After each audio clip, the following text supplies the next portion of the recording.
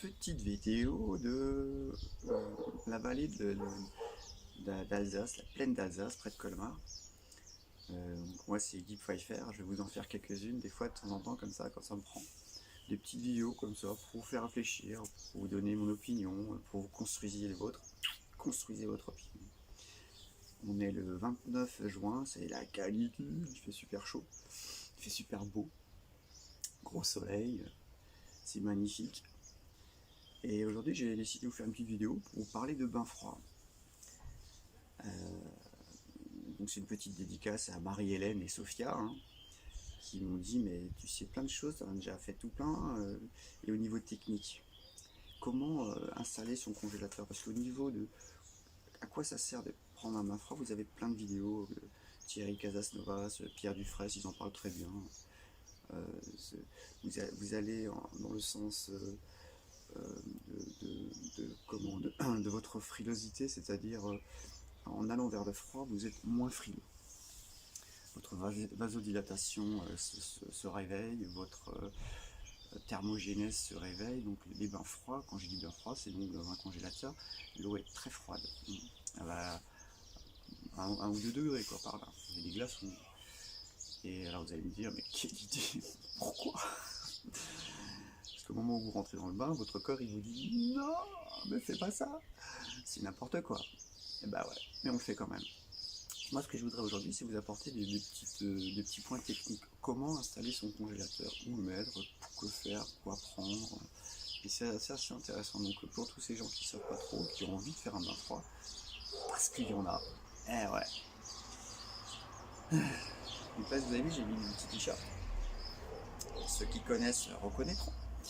Donc, je ne peux pas vous en parler puisqu'on n'a pas été encore validé. C'est pour septembre. Mais bon, ça va pas traîner, je pense. On a bon espoir. Enfin, on fait tout pour en même temps. Hein. Donc voilà, donc l'idée c'est de prendre un congélateur coffre. Donc c'est un congélateur, vous ouvrez la porte par le dessus. Je vais vous montrer ça dans 5 minutes et puis après on fera un, un bain. Je vais vous montrer comment on rentre dans le bain aussi. Ah oui, je me mouille, hein, attention, dans tous les sens du terme. Donc j'ai fait une petite liste avec plein de trucs marqués dessus et je vais vous expliquer les points techniques pour installer votre congélateur. Alors ça a l'air de rien comme ça, mais j'ai fait 2-3 bêtises, donc je me suis dit, je vais les partager et ça vous permettra de faire des petites choses, pas les refaire, pas casser. Quoi. Donc déjà il vous faut un congélateur coffre. Donc c'est un congélateur où la porte s'ouvre par le dessus. Parce que sinon, si vous prenez un bahut, ça marche moins bien. Le mien il fait 250 litres. Prenez pas en dessous, prenez au moins 250 litres parce que c'est pas très grand. Je me suis fait un peu avoir, je me suis dit ouais ça suffit. Finalement, moi je suis un petit gabarit, je fais 60 kg, 70 kg, donc ça va, y a pas de souci. Mais si vous êtes un peu plus gras, un peu plus gros, un peu plus grand, un peu plus balèze, quoi, ça va être léger, quoi. Vous n'avez pas. J'ai un client qui est venu chez moi, Arnaud, si tu nous écoutes, à la fin de sa séance, il m'a dit Banco. Je dis waouh, ok. Ben, t'es prêt, t'es bien frais. Et il est rentré dans le problème, c'est que le bébé il fait 1m88 je crois et 100 kg. Voilà, voilà. Ça a débordé un peu. Bah voilà, ça a débordé quoi, c'est pas grave. Hein. En même temps, le frigo, enfin le congèle, quand vous rentrez dedans, il est débranché. Donc, parce que bon, le courant et l'eau, ça cohabite pas bien. Ou plutôt, ça passe bien. Trop bien. Donc voilà, vous prenez un congèle de 250 litres minimum. Prenez 300 litres, vous aurez plus de place, ça sera plus sympa. Ensuite, il faut qu'il ait un moteur assez puissant. Il faut aller dans. Alors, je sais pas combien fait le mien, mais 1000, 2000, 3000 watts, plus il sera puissant, plus il refroidira rapidement votre eau, ce sera plus efficace, ça ira vite. Sinon, c'est pénible, quoi. Le moteur, il chauffe, et puis il refroidit pas l'eau, quoi. Donc, un moteur assez puissant. Un bouchon de vidange. Ce que je ferais pour la puissance, je regarderai tout à l'heure parce qu'évidemment là j'étais pas prêt, je suis en train de me rendre compte que j'aurais pu regarder ce que c'est comme puissance pour vous donner un minimum. Je vous mettrai en bas de la vidéo, il y aura des des détails écrits, que je pourrais vous mettre ça, la puissance qu'il a et chercher au-dessus. Il faut qu'il ait un bouchon de vidange, parce que l'eau, vous allez la nettoyer de temps en temps, enfin la sortir, le vidanger, nettoyer un peu les bords et puis remettre de l'eau propre. Moi je le fais à peu près tous les 3 semaines, un mois, mais ça dépend. Ça dépend parce qu'en ce moment j'ai des oiseaux au-dessus de mon congèle et ils font des cochonneries quoi. Sacrés locataires, je vous jure. Ils font du bruit, ça fait cuit-cuit. Ah purée la nature, je te jure. Et là ils sont pas là, ils sont partis, j'ai l'impression. Où la maman elle a été chercher à manger, les petits ils sont en train d'écouter la vidéo. Ça fait un peu du lit pour eux, je sais pas. Sinon ils piaillent bien fort. Parce qu'ils sont trop petits pour être déjà sortis. Mais bon. Revenons à nos moutons. Donc un bouchon de vidange, hein, c'est un petit bouchon que vous ouvrez puis l'eau sort. Après vous pouvez mettre un tuyau dedans et faire le siphonner, ça marche aussi, mais avec un bouchon de vidange c'est plus simple parce que vous allez pouvoir bien nettoyer puis bien faire sortir tout. Avec un siphonnage, un tuyau, c'est peut-être moins efficace, parce que dès que vous avez un petit peu d'air qui passe, voilà, c'est moins efficace. Ensuite il vous faudra à sec, avant de mettre de l'eau dedans, jointer l'intérieur, c'est-à-dire qu'à l'intérieur ce sont souvent, hein, tous les congélateurs sont un peu différents, mais souvent vous avez des plaques d'aluminium, enfin des feuilles d'aluminium un peu épaisses, ou du métal, ou enfin c'est plutôt aluminium, et il faut les jointer entre elles. C'est une plaque qui est un peu déroulée partout, mais il y a des endroits où c'est juste assemblé mais pas jointé. Il faut simplement éviter que l'eau passe derrière parce que ça va aller dans tout le système isolant. Et moi je ne l'ai pas fait, ça fait 6 mois que je prends des bains dans un congélateur pas jointé. Voilà, donc l'eau elle commence à passer derrière, ça se décolle, ça détruit un peu. Donc là, faut que la prochaine fois, il faut que je le vide correctement, je le sèche et que je jointe. Donc c'est pour ça cette vidéo, c'est pour vous faire faire, ne pas vous faire faire mes âneries. C'est un peu l'expérience, c'est un peu le partage, quoi. Puis surtout faire votre opinion. C'est un peu le motto de mes vidéos, hein. Jointer l'intérieur. Ensuite, faut le poser à un endroit pas forcément à l'intérieur, parce que si vous les vidangez, l'eau va couler. Si elle coule par terre, imaginez que vous l'avez dans votre salon, c'est pas super quoi. Une bonne inondation dans votre salon, ça va pas plaire à tout le monde, parce qu'il y a quand même sur les 250 litres de contenance, si vous enlevez en gros 60 litres de méthilo là, vous faites le calcul, hein, 250 moins 60, ça fait 190 litres d'eau qui reste. Ça fait beaucoup, hein. Ça fait beaucoup d'eau dans le salon. Donc mettez-le sur une terrasse, hein. Alors peut-être pas au soleil, parce que quand vous mettez un frigo ou un congèle au soleil, il bosse pas bien. Le moteur chauffe plus, c'est pas efficace. Et apparemment ça marche pas du tout, j'ai entendu. Le mien il est à Lons sous la terrasse, je vous montrerai ça dans 2 minutes. Mais bon, vous mettez là, vous pouvez le vidanger tranquille. D'accord. Moi je sale un petit peu l'eau. Ouais. Mais une poignée, hein, parce que l'eau j'utilise pour arroser. Après quand je le vide. Donc c'est juste une poignée histoire de limiter la casse pour pas que l'eau tourne de trop vite. C'est pas gigantesque. Puis ça fait un peu la mer, quoi, tout simplement. Mais bon, après ça, vous n'êtes pas obligé, hein, ça commence à être du détail, hein. Ah, un truc qui n'est pas un détail. Pour le faire marcher, moi j'ai un programmateur qui le fait tourner un quart d'heure tous les quarts d'heure. Ça veut dire que le moteur, parce que pour refroidir 150, 180 litres d'eau, il faut énormément d'énergie, et si vous le mettez en route avec de l'eau par exemple à on va dire 15 degrés, pour descendre à 0 ou à 1 degré, vous allez consommer énormément de courant et votre moteur il va ramer, il va tourner. Donc moi je le fais tourner un quart d'heure tous les quarts d'heure pendant 8 heures, et normalement ça suffit à avoir l'eau froide, enfin l'eau à température que je veux. Donc un simple programmateur, hein, c'est une horloge avec des petits chevaux là. Ah ben on a tout dit, dis donc, on a tout fait, il n'y a plus qu'à. Donc je vais vous montrer mon congélateur, puis je vais vous faire un petit bain en direct, voilà, comme ça vous verrez un peu comment ça se passe. Et dans le bain, j'ai réussi à faire mes plus belles respirations. Alors ce qui se passe, c'est que je ne vais pas beaucoup parler dans le bain, ça va être un peu du silence, parce que quand vous rentrez dans de l'eau froide à 1 degré ou 2 degrés, on va regarder à combien elle est exactement, là je sais pas trop, vous êtes un peu en état de choc, votre organisme il vous dit mais arrête quoi, sors de là, t'es fou, non. Il vous dit tout ça, et il vous met en panique. Il y a votre système nerveux qui est en panique, quoi. Donc en fait vous respirez, vous inspirez surtout, vous pensez plus à expirer. Donc quand vous rentrez dans ce bain, vous allez tout simplement souffler. Vous allez vous concentrer à souffler. Expirer. Facile à dire, vous allez voir. Donc là, je vais me préparer, je vais mettre la caméra dans le bon sens. On va faire ça comme ça. Là, il y a mon congèle, hein, donc c'est un congélateur corps, vous voyez. Il y a tout le souk de ma terrasse derrière, mais on s'en fout, c'est pas intéressant, ça intéresse personne, ça. Et il y a moi. Et moi, je suis en train de remarquer que j'ai mon t-shirt qu'il faut que j'enlève. Ah, je voulais vous montrer la prise, donc le programmateur, je sais pas si vous voyez, ouais. Donc c'est tout simple, hein, c'est un programmateur. Et là, je vais le débrancher.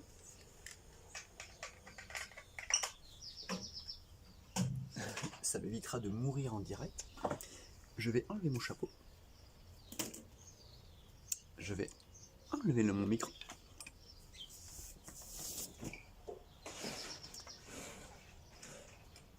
Et je vais dans le ballon. Voilà. Tout simplement. Alors l'eau, elle est froide. Et j'y vais direct, sans réfléchir. Parce que si tu commences à réfléchir, ça, tu rentres pas dans le bain. Vous avez vu? Je fais exprès de parler là, juste pour vous montrer la différence qu'il y a. Je rentre en panique.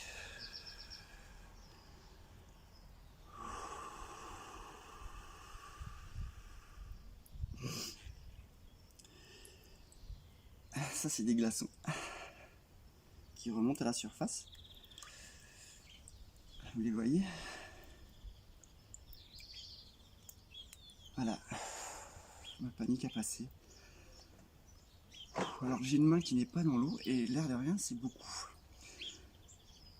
Là, je vais essayer de vous montrer la température pour vous montrer que c'est pas du pipeau. Hein. Et là, je suis à quasi 2 degrés. Je sais pas si vous allez le voir. Je sais pas si vous allez le voir.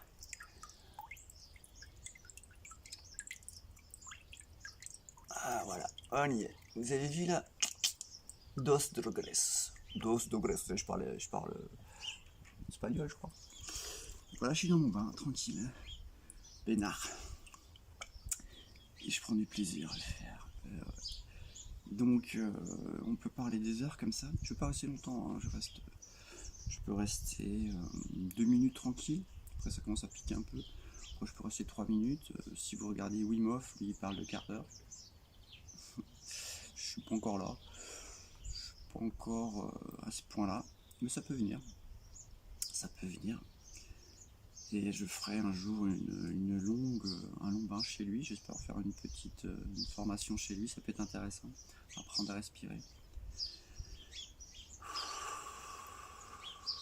En général, c'est l'endroit où je fais mes meilleures respirations. Votre organisme se détend. Tout le sang se retire des extrémités. Vous avez la vasodilatation qui se referme un peu aux extrémités. Tout le sang va dans les endroits, pour les organes vitaux. Donc ça se vide un peu des mains, des pieds. Et après, quand vous allez sortir du bain, ben, ça va y retourner. Donc ça fait un espèce de mécanisme qui augmente le fonctionnement, tout simplement le mécanisme du fluide dans les vaisseaux.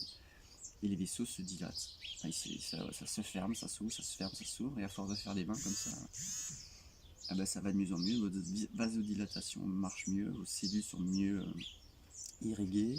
Si elles sont mieux irriguées, elles sont mieux nutries par ce que vous mangez. Et c'est surtout pour les cellules de surface, d'extrémité. Quand vous avez la peau sèche, tout ça, c'est très bon. Et tout ça aussi, c'est quand vous êtes frileux, par exemple, ça veut surtout dire que votre cerveau n'est pas irrigué. Et ça, c'est hyper important. La frilosité, il faudrait impérativement travailler pour l'améliorer. L'améliorer dans le sens, pas être de plus en plus frileux, être de moins en moins frileux. C'est ça pour moi, ce qui veut dire améliorer.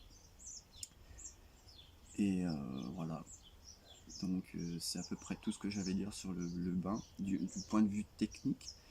Et tout ce qui est du point de vue physiologique, je vous invite vraiment à regarder les vidéos de Thierry là-dessus. Cherchez un peu, hein, des vidéos, il en a plus de 1000, je crois 1200, 1300, c'est un fou furieux. Hein. Pierre Dufresne fait ça aussi, enfin il y en a plusieurs, quoi. Et vous donneront le point de vue physiologique, donc je ne vais pas marcher sur la plate-bande, il n'y a pas d'intérêt, ils font ça beaucoup mieux que moi. Puis ils commencent à avoir du mal à parler. On se demande pourquoi. Et donc je vais pas, oui comme dit, je vais pas non plus aller travailler sur ils font ça très bien. Donc on va leur laisser. Moi je vous ai donné un point de vue technique. Alors vous avez dit, je ferme pas la porte. Hein. Je vais pas faire ça, non, je suis pas fou. Et normalement je baisse un peu plus les épaules, mais comme je tiens le micro, donc ça veut dire que là j'ai on va dire 10-20% de mon corps qui n'est pas dans l'eau froide. Ça a l'air de rien, ça maintient plus chaud.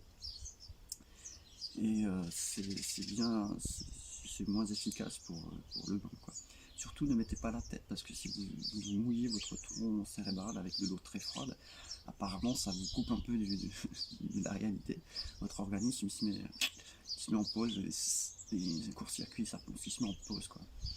C'est un peu, il vous met un peu dans le coma, quoi. Donc vous pouvez faire un malaise, donc ne faites pas.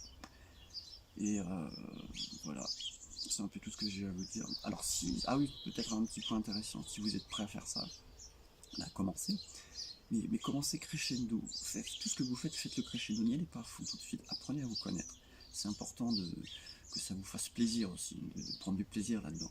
Je prends du plaisir là, ça ne se voit pas, mais je prends du plaisir.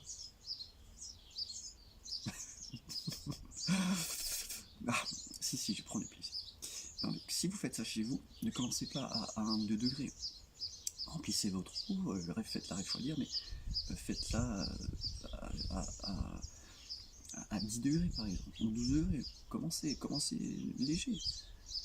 Et après vous descendez à 8, puis à 6, tout ça sur une période de temps importante. Mais c'est vous qui décidez, c'est vous qui prenez tout ça en charge, c'est vous qui êtes responsable.